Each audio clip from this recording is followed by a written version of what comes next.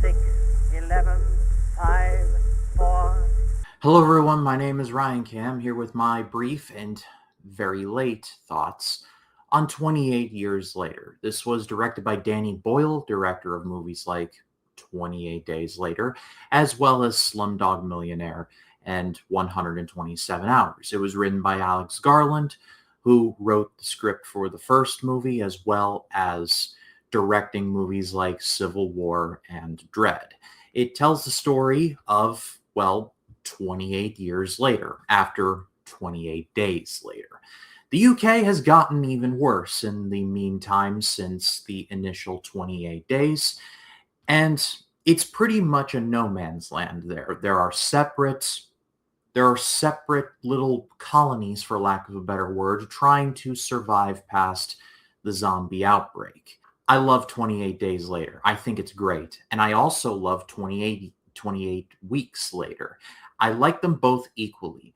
I think 28 Weeks Later gets unduly shuffled or shoved under the carpet when you compare it to 28 Days Later. Not to say that 28 Days Later is bad, far from it. 28 Days Later is great, but I think 28 Weeks Later doesn't get the love that it deserves. So when I heard that 28 Years Later was announced, I was very excited for it. I was kind of hoping they do 28 months later, but 28 years is fine regardless. And I liked it, but I didn't love it. There are some reviews and some people that I've seen and read reviews of that just love this movie. They have fawned over this movie like no one's business. And I get why.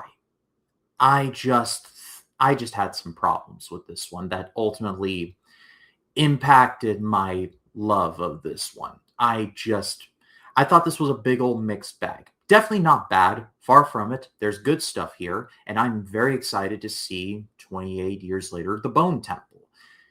But I just didn't care for 28 Years Later. Overall, it was just okay. First and foremost, though, I did love the cast here. They did get some really good actors for this. I'm never going to turn down seeing Ralph Fiennes in anything, even though here he is as orange as a Doritos Locos taco shell. He still is compelling, and it seems like he's going to be one of the main focuses of 28 Years Later, Bone Temple, and I'm all for that. Alfie Williams, who plays the young boy in one of the colonies, I thought was really good, and he did a great job for the material provided. Aaron Taylor Johnson was okay. I thought he had his moments. Jodie Comer similarly was good. So the acting across the board was rock solid.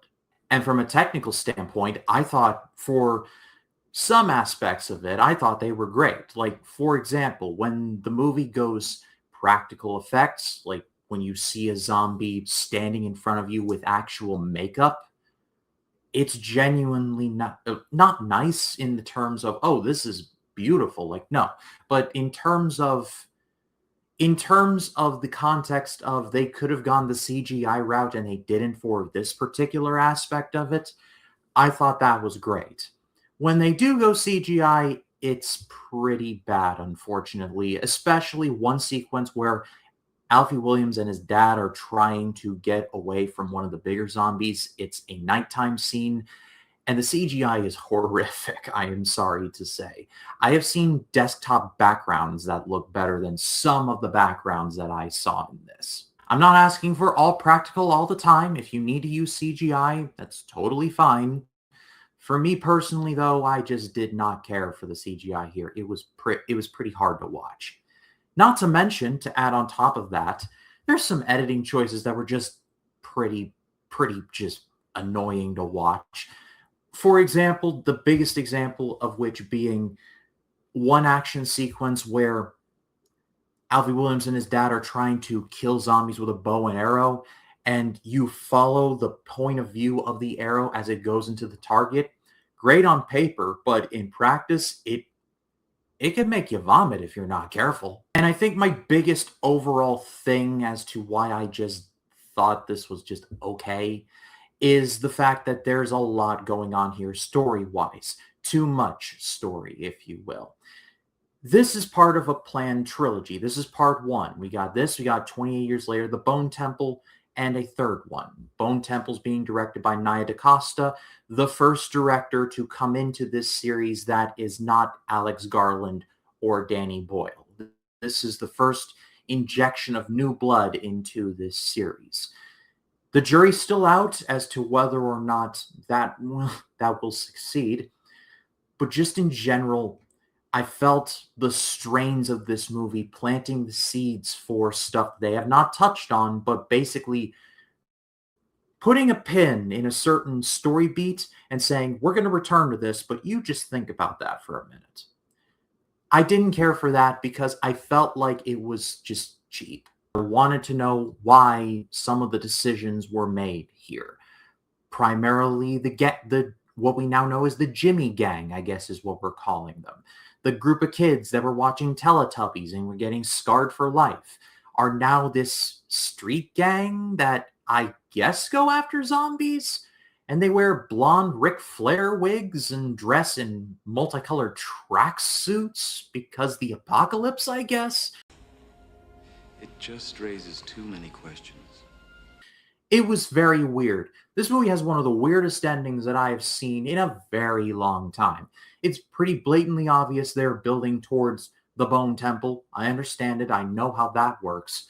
But again, it just felt very cheap, and it felt very much like a stay tuned for later, and I didn't care for it. I didn't like it. If the movie just explained who these people were and just how they came to be. And I say this now, knowing full well that that might happen in the Bone Temple. And if it does, then that complaint is moot and null and void and all of that.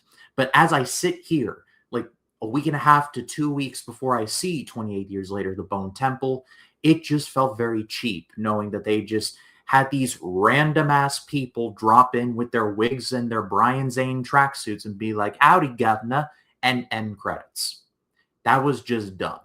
At the end of the day, though, this movie is a mixed bag, but I'm still going to give this a good rating because the acting is solid. There's some genuinely chilling scenes here. Ralph Fiennes does the Ralph Fiennes thing and delivers, but there's just a lot of this that I just didn't care for. And I know full well that the Bone Temple in the next movie could render a lot of this moot. But what did you all think of 28 years later? Let me know in the comments. I would love to read what you have to say. My name is Ryan Cam, and I'll see you in the next one.